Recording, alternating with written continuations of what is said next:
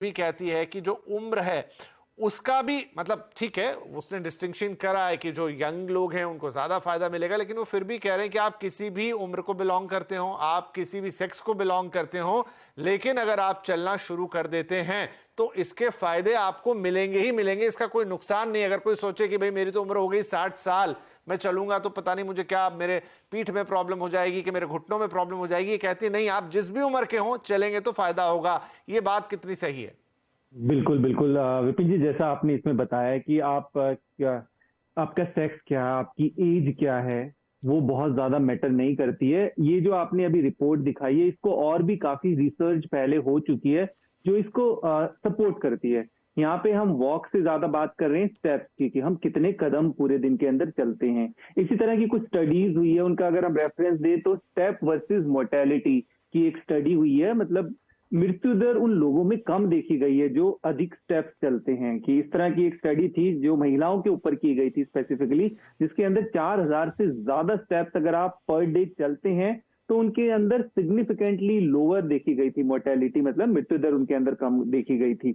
इसके अलावा एक और स्टडी इस तरह की थी कि जिसमें था कि 4000 से कम जिनकी आपके स्टेप्स रहते हैं उनके अंदर मोर्टेलिटी अधिक देखी गई थी।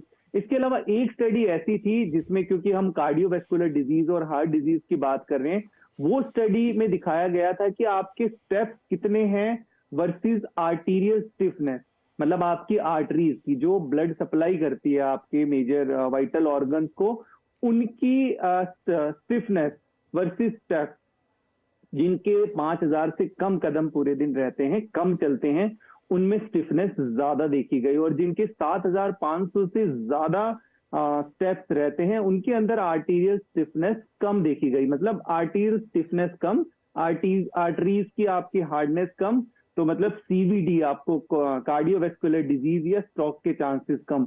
इसके अलावा एक और इस तरह की स्टडी की गई थी जिसके अंदर देखा गया कि स्टेप्स वर्सेस आपका कॉग्निटिव परफॉर्मेंस, मतलब आपकी मेमोरी, आपका रिएक्शन टाइम, आपका अटेंशन, प्रॉब्लम सॉल्विंग एबिलिटी, इनका भी पॉजिटिव कोरिलेशन देखा गया। और सबसे जो मेन स्टडी रिसेंटली की गई थी वो की गई थी, जैसे हम बुजुर्गों की भी बात कर रहे हैं, वो थी आपकी डेली स्टेप्स वर्सेस आपकी इम्यूनिटी।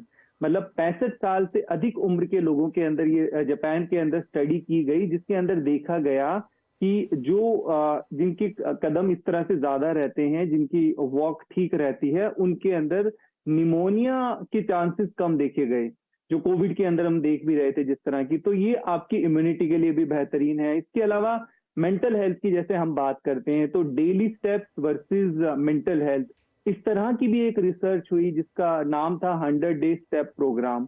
इसमें भी देखा गया कि आप 10,000 कदम या उससे ज्यादा चलते हैं तो ये आपके स्ट्रेस लेवल को कम करता है, आपकी एंग्जाइटी को कम करता है, ओवरऑल आपकी वेलबींग के लिए काफी बेटर है। दूसरा भी हम जैसे इनकी आपकी स्मार्ट वॉचेस वगैरह की, इन सब की बात कर रहे थे, ऐसी भी एक स्टडी हुई है कि जो ये पहनते हैं या जो ट्रैक करते हैं अपने स्टेप्स को वर्सेस जो नहीं करते हैं, नॉन यूजर्स हैं, कि आप स्मार्ट वॉच या स्मार्टफोन के अंदर नहीं देख रहे कि आपने कितने कदम चले, उनके अंदर भी ऐसी स्टडी देखी गई है। तो उसमें पाया गया है कि जो नॉन यूजर्स हैं वो 2500 कदम कम चलते हैं। तो ऐसी बहुत सारी स्टडीज हुई है, बट इसको ओवरऑल अगर कंक्लूड करें इन स्टडीज को, तो ओवरऑल देखा गया है कि आप टोटल 7500 से ज्यादा स्टेप चलते हैं, जो इस स्टडी में भी सपोर्ट हुआ है।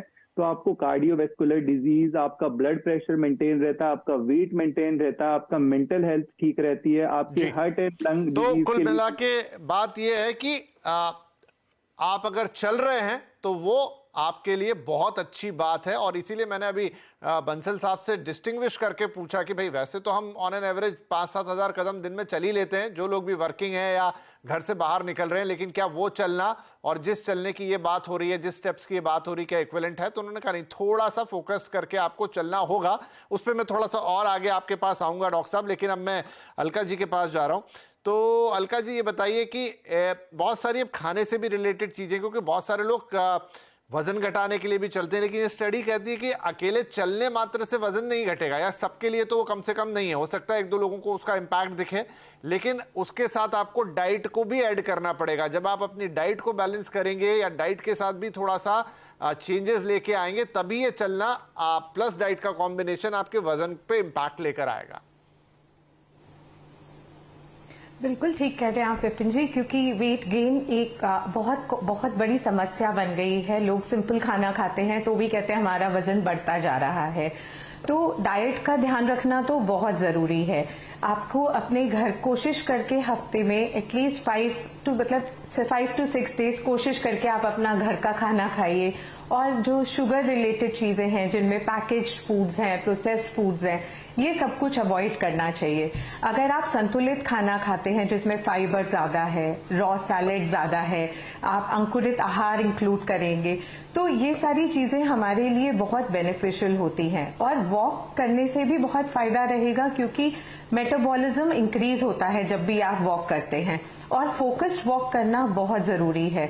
30 to 45 मिनट्स, एटलीस्ट 6000 स्टेप्स अगर आप वॉक करते हैं और अपनी डाइट का ध्यान करते हैं तो वेट लॉस अचीव करना बहुत एक इजी टास्क हो जाता है।